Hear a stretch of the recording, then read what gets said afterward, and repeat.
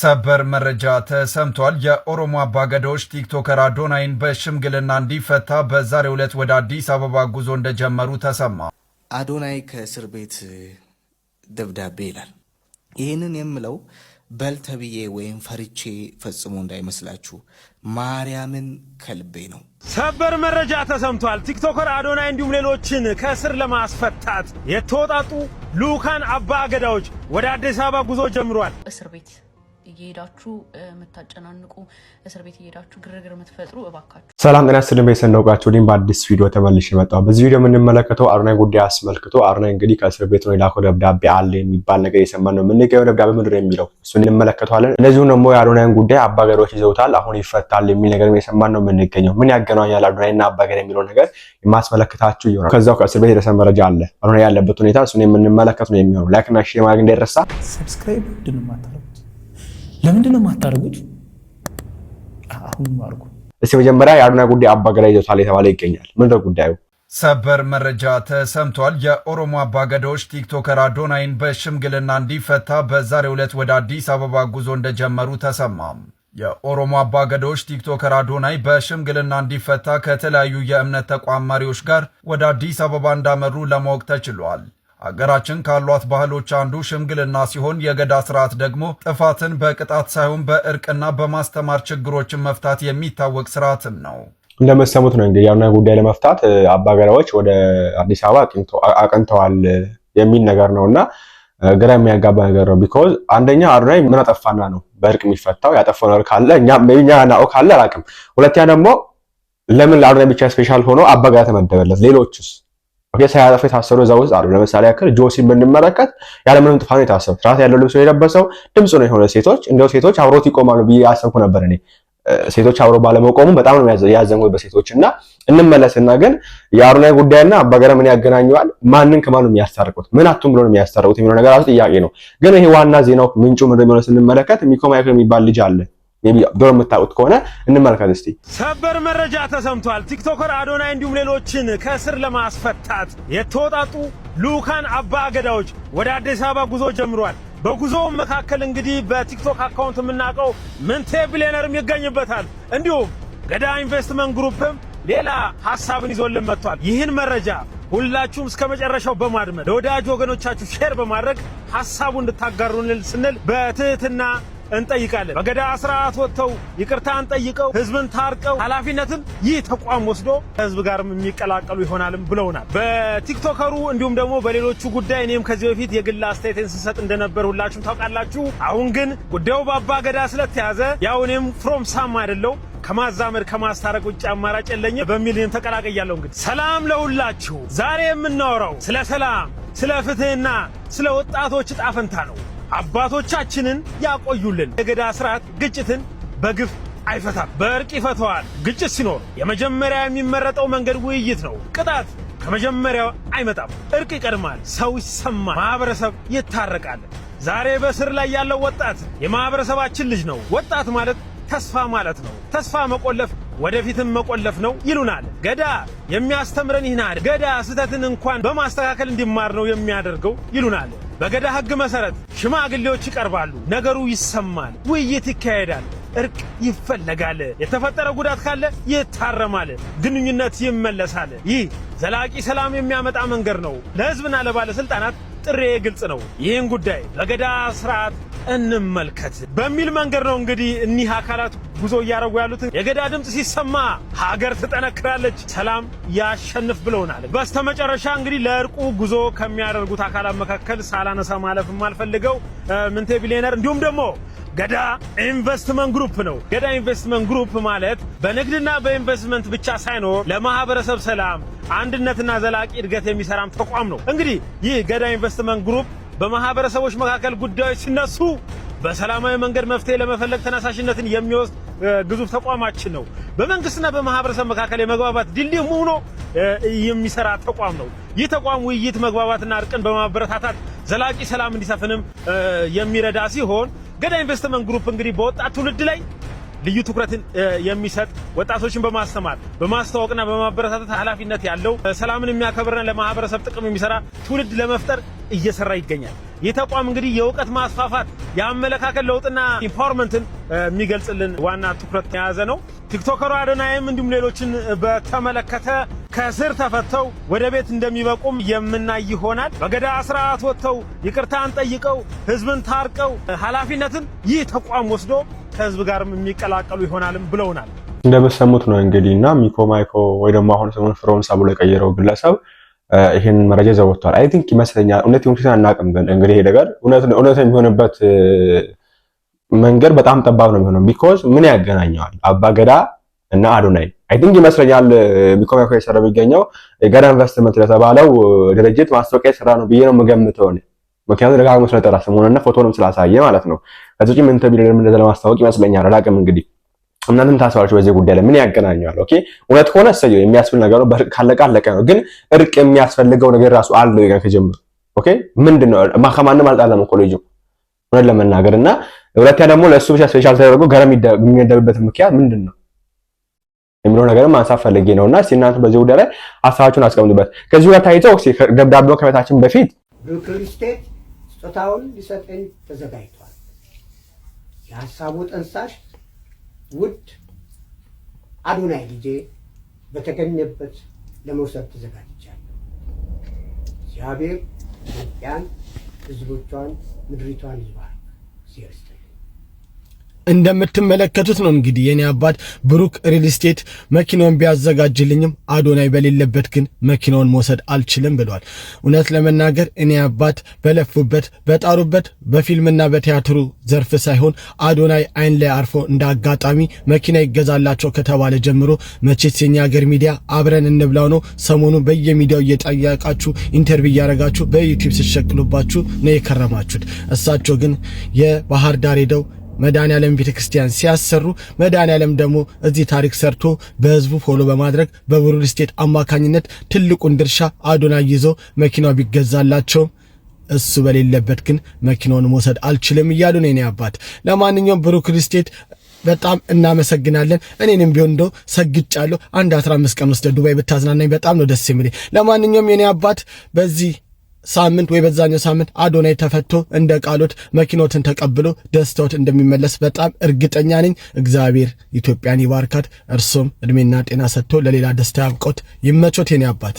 ተሰማችሁ ነው በጣም ደስ የሚል ነገር ነውና አባታችን እንደው እድሜ ጤና ይስጥልን። በጣም ትልቅ ነገር ነው። እሱ በሌለበት ባቢዎች ነበር እንደ ብዙ ሰው ሚንጫጫውና አልወስድም ብሏል። ከዛ ውጪ ደግሞ አርቲስት ሰራዊት ፍቅረም ከአዶናይ ጋራ ያልተስማማበት ነገር ነበር። እሱም ስግጥ ፍምስ የሚለው ቃል ነው የሚል ነገርም ሰሞኑን እግረኛ ሚዲያ ላይ ቀርቦ ሲናገር ነበር። ሰምታችሁ ከሆነ አርቲስት ሰራዊት ፍቅሬ ሰሞኑን ማህበራዊ ሚዲያ ላይ መነጋገሪያ የሆኑ ጉዳዮች ላይ ምላሹን ሰጥቷል። ከአንድ ሚዲያ ጋር በነበረው ቃለ መጠይቅ ላይ አዶናይን መክረነው ነበር፣ ቃሉን አትጠቀም ብለነው ነበር። ነገር ግን እንዴት ብሎ ወደዛ እንደተመለሰ ለኔም ግልጽ አይደለም፣ አልገባኝም። ማህበራዊ ሚዲያ ላይ ከሚሰሩ ወጣቶች ጋር አብረን መስራት አለብን፣ ይሄ ግዴታ ነው። ለዚያም ነው ወደ ማህበራዊ ሚዲያ መምጣት ያለብን። ወደ ማህበራዊ ሚዲያው እንመጣለን፣ ልጆቹንም እየመከርናቸው እየገሰጽናቸው እንዳባት አብረን እንሰራለን ሲል መልእክቱንም በዛው አስተላልፏል። ሌላው እንግዲህ አዶናይ ከእስር ቤት ላክ የተባለ ደብዳቤ ነውና አዶናይ አሁን ላይ እስር ቤት ነው የሚገኘው። በማየት ሁኔታ ይገኛል። ጤንነቱ እንዴት ነው የሚለው ነገር እንመለከታለን። ከዛ በፊት ግን ደብዳቤው ምንድን ነው የሚለው እንመልከት። አዶናይ ከእስር ቤት ደብዳቤ ይላል። ሰላም ሰላም የአገሬ ልጆች እንደምን አላችሁ? ማርያምን እወዳችኋለሁ። ስለ እኔ ፍጹም አትጨነቁ። እኔ ሁሌም እንደምለው ለእኔ የትኛውም ለውጥ ለበጎ ነው። በተለይ አሁን እየሆነ ያለው በፍጹም ያላሰብኩትና ይሆናል ብዬ አስቤው የማላቀውና አስደንጋጭ ቢሆንም ግን ደግሞ እንኳንም ሆነ መታሰሬና አሁን ያለውበት ሁኔታ ለምን እንደሆነ ሲገባኝ ጭንቀት ጥሎኝ ጠፍቷል። እንደውም እንኳንም ሳይዘገይ ሆነ እንኳንም ብዙ ስህተቶችን ሳልሳሳት በጊዜ ፈጥኖ ሆነ ብዬ በሆነው ነገር ደስ ብሎኝ እግዚአብሔርን አመስግኛለሁ። ይህንን የምለው በልተብዬ ወይም ፈርቼ ፈጽሞ እንዳይመስላችሁ፣ ማርያምን ከልቤ ነው።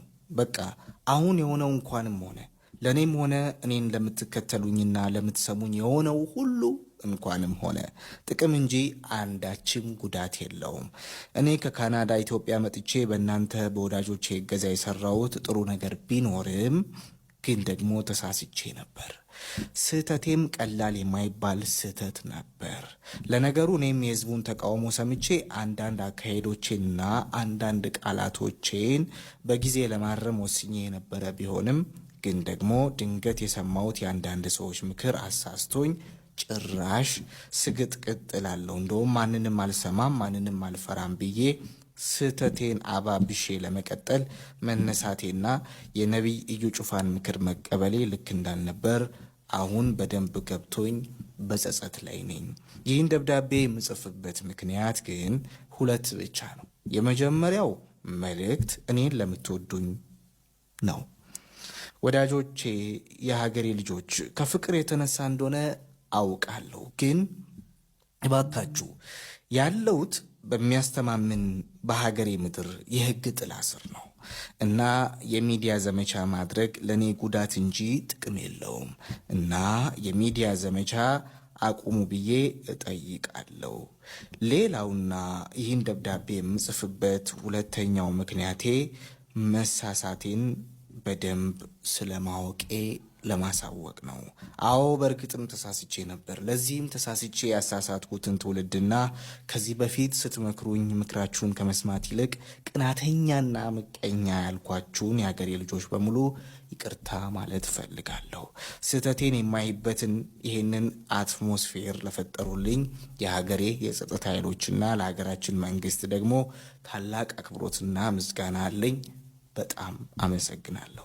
በመጨረሻ መንግስት ያቀረብኩትን ይቅርታ ተመልክቶ ስህተቴ በደንብ የገባኝና የተረዳው መሆኔን ተገንዝቦልኝ ስህተቴን ፍጹም ማረሜን በተግባር ወደ ማሳይበትና ወደ ጀመርኩት መልካም ስራ ብቻ የምመለስበትን እድል እንዲሰጡኝ በታላቅ ትህትና ከይቅርታ ጋር እጠይቃለሁ ይላል የሚል ደብዳቤ አዶናይ ከእስር ቤት ቢጽፍና ቢለቅ ነገሮችን በጣም በብዙ መንገድ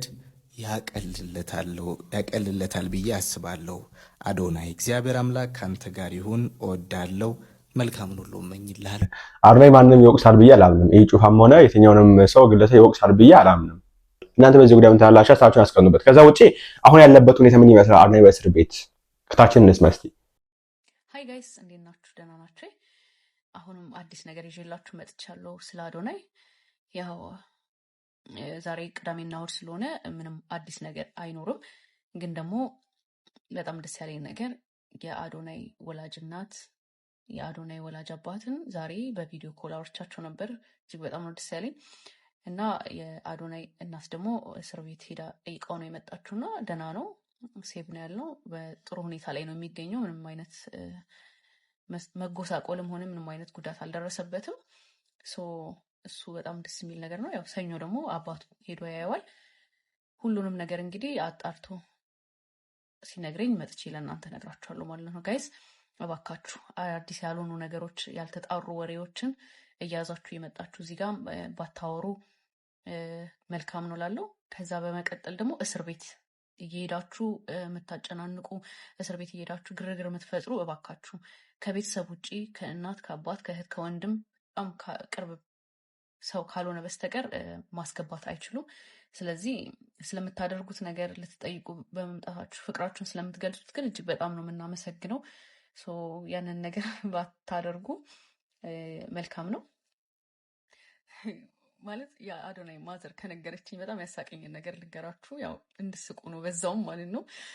እዛ እስር ቤቱ በሩ ጋር ቁጭ ባለችበት ማለት ነው አንዱ መጽሐፍ ምናምን ይዞ ነው እና አስገቡኝ አዶናይ ወንድም እኮ ነኝ ብሎ ይከራከራል።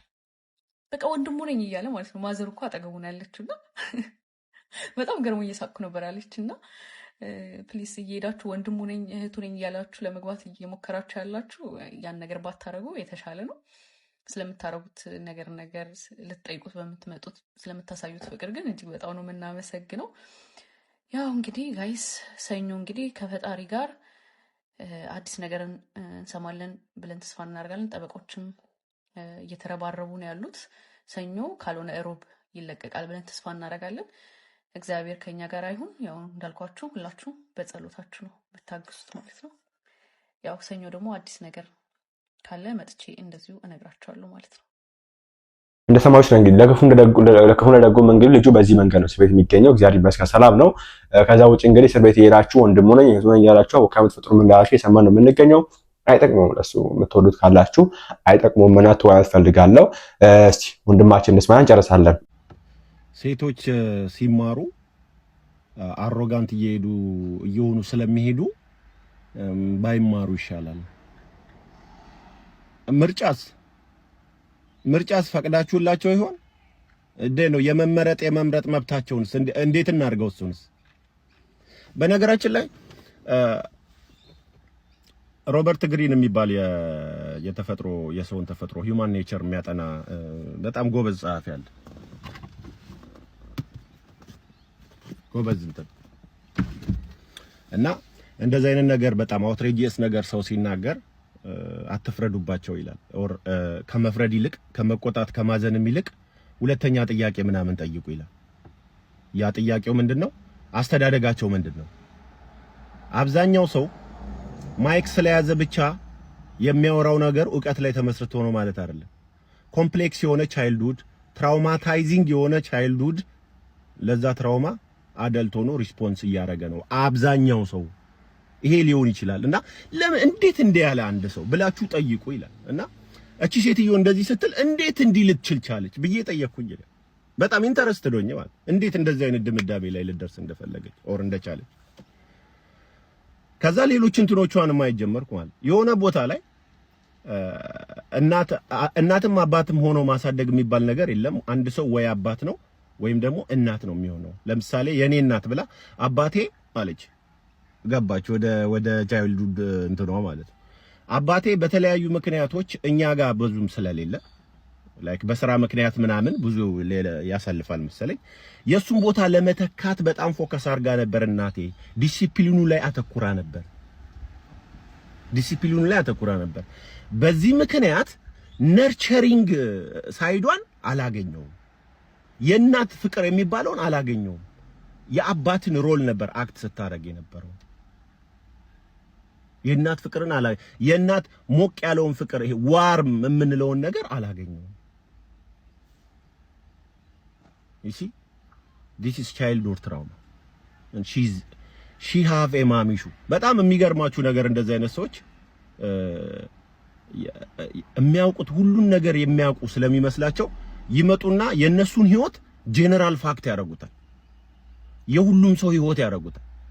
እና ምን አለች ከዛ የኢትዮጵያ ሴቶች ማሚሹ አለብን አለች። ኖ አንቺ ነሽ ማሚሹ ያለብሽ። በምን በኩል መተሽ በኢትዮጵያ ሴቶች ጄነራላይዝ እንዳረግሽው መድኃኒዓለም ይወቀው።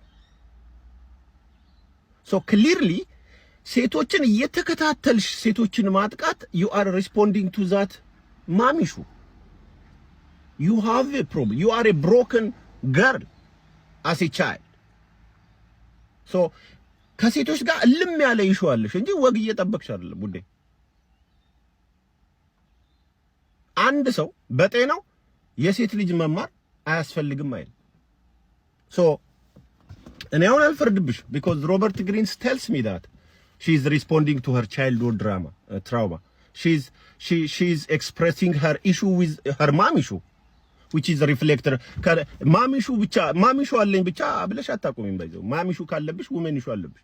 አንዳንድ ሮንግሊ ፌሚኒስትንም የሚያሰድቡ አንዳንድ ሴቶች አሉ ክሊርሊ ዳድ ኢሹ ያለባቸው and then they take it all on women men ማለት ከወንድ ጋር ከዛ አጠቃላይ ጀነራል የሆነ ፕሮብሌም ይኖርባቸዋል ማለት so that's a problem. that's what I'm seeing with you እንጂ የሴት ልጅ መማር ሴትን አሮጋንት ያደርጋል ስትይ ከዛ በተረፈ ባትታመም ይኖሮ ማለት ነው ታውከሽ ባይሆን ኖሮ ልታይ የምታያቸው መንገዶች ላሳይሽ። የሴት ልጅ መማር የጄኔሬሽናል ጥቅሙን ልንገርሽ። አንደኛ ጄኔሬሽናል የተማረች ሴት ከፍተኛ ኑሮ የሚኖሩ ከፍተኛ ደሞዝ ተከፋይ የሆኑ ልጆችን ወልዳ የማሳደግ ቻንሷ ከፍተኛ። ሶ አንድ ደሃ ሴት አንድ ልጇን የምትወድ ሴት ለልጇ ያላት ፍቅር ለልጇ ያላት ጥሩ ህይወት ምኞት ይሳካ ዘንድ ከየት ነው መጀመር አለባት ብለሽ ካሰብሽ ራሷ ከመማር መጀመር አለባት። ይሄ ጄኔሬሽናል ድህነትን ብቲ ድንቁርናን ብቲ ጄኔሬሽናል ጋፕ እንትን ያደርገዋል፣ ይቆርጠዋል። ይሄን ጄኔሬሽናል ከስማ ኢኮኖሚክ ላይ እንሂድ። ሴቶች የአንድ ሀገር ህዝብ ግማሹ ናቸው ይባላል። እነዚህን ባለማስተማር ከኢኮኖሚክ ወርክ ፎርሱ ስታወጪው የሀገሪቷን ጂዲፒ ነው ሄዶ የሚለምጣል። የሴት ልጅ መማር ኢኮኖሚክ ኢምፓክቱ ራሱ ላይክ ለውይይት ራሱ መቅረብ የነበረበት አለበት። ሄልዝ ላይ እንውሰድ። ሄልዝ ላይ ይኸውልሽ እኛ ሀገር ባለስልጣንና አቅም ያለው ልክ የሆነ ነገር ሲታመም ቀጥታ ወደ ሌላ ሀገር የሚሄደው ታሞ ለመዳን። ለምን? ሀገራችን ውስጥ ታሞ መዳን ተአምር ስለሆነ። ለምን? ታሞ ለመዳን የሄልዝ ኢንፍራስትራክቸር ስለሚጠይቅ፣ አድቫንስድ የሆኑ ማሽነሪዎችን ስለሚጠይቅ። ስለዚህ ደሃው ማህበረሰብ፣ አብዛኛው ማህበረሰብ ተስፋው በሽታን ታሞ መመዳን ሳይሆን በሽታን አስቀድሞ በመከላከል። በሽታን አስቀድሞ ከመከላከል አንፃር የተማሩ ሴቶች ቤተሰባቸውንም ልጆቻቸውንም ይጠብቃሉ። የተማሩ ሴቶች በጽንስና በእርግዝና ምክንያት ህይወታቸው አይቀጠፍም። የተማሩ ሴቶች ለልጆቻቸው ምግብ አመጋገብ ላይ በጣም ኬርፉል ናቸው። ቢኮዝ በስነ ስርዓት የተመገበ ልጅ አድጎ አሁን እኮ በስነ ስርዓት ያልተመገበ ልጅ እኮ ነው እዚህ ጋር እየመጣ እኮ አሮጋንት ትሆናለች ምናምን እያለ የሚያወራው እርግዝና ለምሳሌ የወንድን የአባትን እድሜ ሲያረዝም የእናትን እድሜ ያሳንሳል። ኦኬ እርግዝና ለሴት ዲማንዲንግ ነው። ከሰውነት ጀምሮ ስጋ፣ ደም፣ ላብ፣ አጥንት ከሷ ተመጦ ነው ልጅ ውስጥ ቢፈጠረው። አንድ ህፃን ልጅ ሲወለድ ለአባት 13 ሳምንት በአማካይ እድሜው ይጨምራል። ከሴት ላይ ግን ይቀንሳል።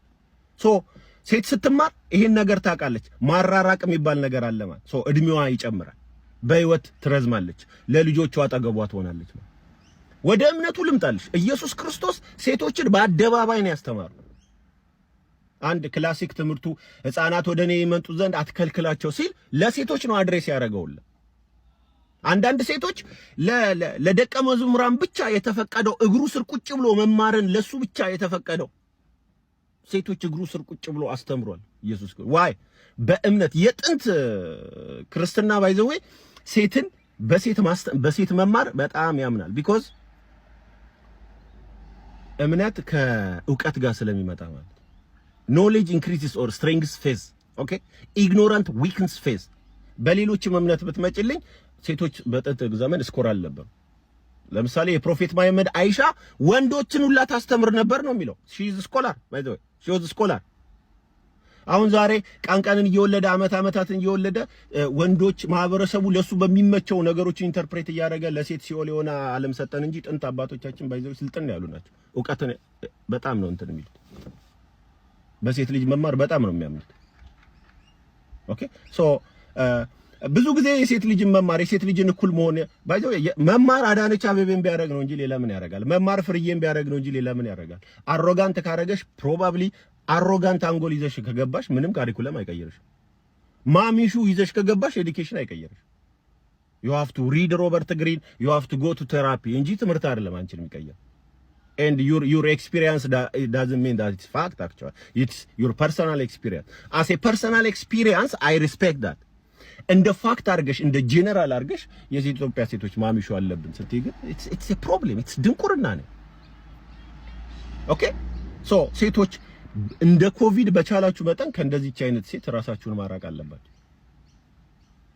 this is wrong ሃይማኖታዊ ቤዝ የሌለው ሂስቶሪካል ቤዝ የሌለው ኢኮኖሚክ ቤዝ የሌለው ሄልዝ ቤዝ የሌለው የሴት ልጅ መማር በፍራቻ ነው። እንዳለመታደል ነው። እንደው ጥቁሮች አሁን ለምሳሌ ታሪክን የሚጽፈው ነጭ ሆነና የጥቁር ጀብዱ ታሪክ ውስጥ የለም። ልክ እንደዛው ታሪክን የሚጽፍ ወንድ ሆነና የሴት ጀብዱ ታሪክ ውስጥ የለም እንጂ እነ ፕላቶን እነ ሶቅራጠስ አስተማሪዎቻቸው እኮ ሴቶች ነበሩ በቅዱስ ሚካኤል። የሴት በጥንት ዘመን ሴቶች የበለጠ ተማሪዎች ነበሩ። ጭራሽ ማለት እንኳን ተመልሰን አሮጋንት ያረጋታል ምናምን ልንል ቀርቶ ማለት የሴትን መማር የሚፈራው ላይክ በፍራቻ ነው። አሁን ለምሳሌ አሮጋንት ልትሆን ትችላለች የሚል ፍራቻ። በቃ ፍራቻ ደግሞ የሚነክሰው ድንቁርና ቦታ ላይ። በሪሌሽንሺፑ ራሱ እንምጣ። ሰው ዛሬ በሰውነት ብቻ አትራክት መደረግ ቆሟል። በኢንተለጀንት ነው ሳፒዮ ሴክሹዋል ይባላሉ። እንደዚህ አይነት ባህሪ ያለባችሁ ሰዎች ኖርማል ነው። ኦኬ ሰውነቷን እንጂ ሰውነቷን ሳይሆን ጭንቅላቷ ይማርከኛል የምትል ሴት ከገጠመ ኢትስ ኖርማል። ዘመኑ እንደዛ ባልተማረች ቁጥር ሴክሹዋሊ ራሱ እየዘጋች የመጣችበት ዘመን ነው ያለው ስልሽ። ለዛ እኮ ነው ወርክ ፕሌስ ላይ ቺቲንግ የሚበዛው። የቤት እመቤቷ ብዙ እንትን ስለማትል አለመማሯ ይጎዳት።